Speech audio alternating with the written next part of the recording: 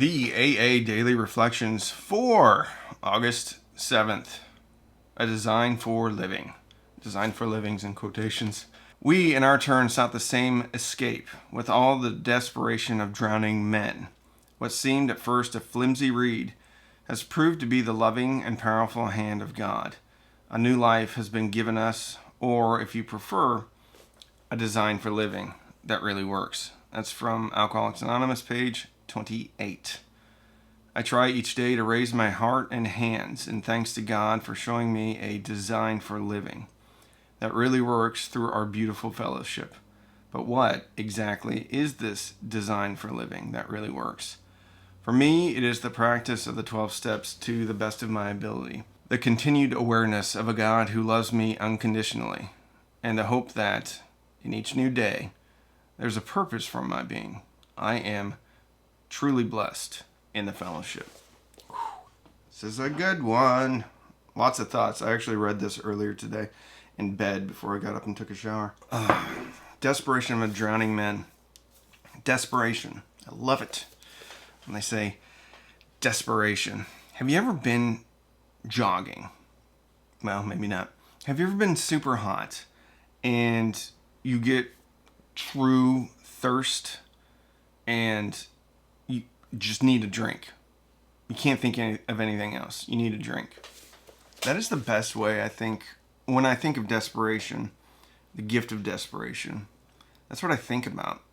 It's not a feeling. It's a physiological compulsion, a need that is obvious. Like, I need to drink now. I am so thirsty. And when I see desperation, for whatever reason, it always pops in my head, which is ironic because it's drowning men, and I use the analogy of drinking liquid. What seemed at first a flimsy reed has proved to be the loving and powerful hand of God. New life has been given us, or if you prefer, a design for living. Flimsy reed.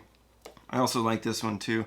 And I think about learning a new task or watching the girls learn to ride a bike. I got Ava this little electric dirt bike, and she's out in the backyard now riding loops. And I remember the first time she got on that. She was all shaky, and I was a little bit worried, actually. I thought, maybe this wasn't the correct thing to her mom was already giving me a hard time about it, but I'm like, if she breaks her arm, I'm never going to hear the end of this. Anyway, luckily that hasn't happened. What has happened is she's spent more time on that bike, and she's gotten to know it a lot better. And yesterday she was ripping around the backyard, going around the trampoline, making tight turns. And as she got to know that bike, and as she integrated it into herself, and she understood its weight, its requirements, its power, its limitations, all of a sudden, she's riding this thing like a pro. And Flimsy Reed becoming a strong hand, that's something that it's new, it's foreign, it's alien to us, especially new sobriety. I love that analogy, though, because I can really... So if you think of a drowning man, desperate, and he gets something, but it's just flimsy, it's not heavy, it's not substantial, you're still scared, right? But you're barely holding on. It's barely keeping your head above water. And then when it becomes a firm hand, anyway, I think that's a great analogy. They did a pretty good job with this. I try each day to raise my heart and hands in thanks to God for showing me a design for living that really works through our beautiful fellowship. But what exactly is this design for living that really works? For me, it is the practice of the 12 steps to the best of my ability. The continued awareness of a God who loves me unconditionally, and the hope that in each new day there's a purpose for my being. I am truly, truly blessed in the fellowship. A lot to unpack here. Design for living. My house is a mess. It's always kind of a mess. On my bedside table, it used to be covered with stuff. Now it's not. So each night I put my headphones, my glasses, wallet, all that stuff, right? right there on my bedside table. I used to not be able to do that because it's filled with empty soda cans and cards and papers that I had never put away, right? Okay, so I clean off the bedside table. Woke up this morning, 2 soda cans. Picked them up and I threw them away. Now, if I do that every day, if everything I put on that table from the night before I take and I put away, that bedside table is going to be, well, clean, or at least to a level that can be cleaned in seconds. It's maintenance. I'm maintaining the top of my bedside table. First, I had to get rid of all the icky stuff, the garbage, the stuff I wasn't using. And then I just have to pick it up each day because I'm using that bedside table daily. And that takes me to daily. We aren't cured of alcoholism. What we really have is a daily reprieve contingent on the maintenance of our spiritual condition. If I don't do anything about this, what's inside here, it's going to fill up with garbage. And maybe one day, hopefully, the disgust of all the garbage will be greater than the comfort I get from not doing the work. And so I'll do all the work. And when I look at a room in a house or something that is just piled up and piled up, I get mad and everything. But then I think about, this is maintenance. If I would maintain this every day and do the things that I should be doing, which don't take up all that much time, it would never get to this point.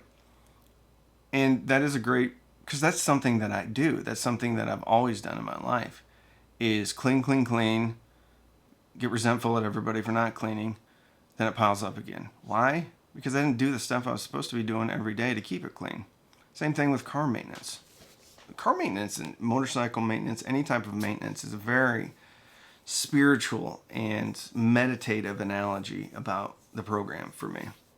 There's certain things you have to do to protect it. If you don't protect it, if you don't change the oil, if you don't make sure the bolts and nuts are tight, eventually it's going to come apart. And this thing there's many variables.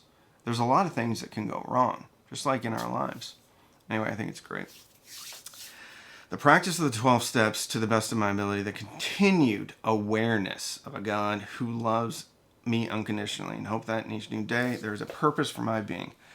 Our primary purpose is to stay sober and to help other alcoholics achieve sobriety. I put a bit of a caveat on that now because I don't always interact. I interact with non-alcoholics way more than drunks.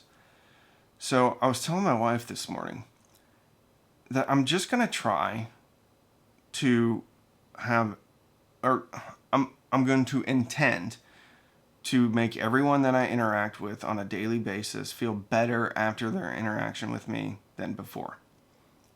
I don't know if it's going to work. I have no idea what's in their head, so there's no way to measure that. But at least if I'm in that mindset, if I'm upset about something, or there's, I don't know, somebody's at the checkout line is not doing something right, or whatever it is, I think that's going to be my primary purpose. Well, first and foremost is to stay sober. But the other part of it is just to make people feel better after they interact with me. I don't know if it's going to work, but at least it's something. May not be the best strategy, but it's a strategy that I didn't have before. I don't know why I'm putting this pen back because this pen doesn't work. Anyway, get rid of the stuff that doesn't work. Anyway, what a really cool one today. Not a whole lot of ambiguity. So if you're trying to get sober, please go to a meeting and get a sponsor. If you are sober, go to a meeting and talk to your sponsor. Thanks for watching.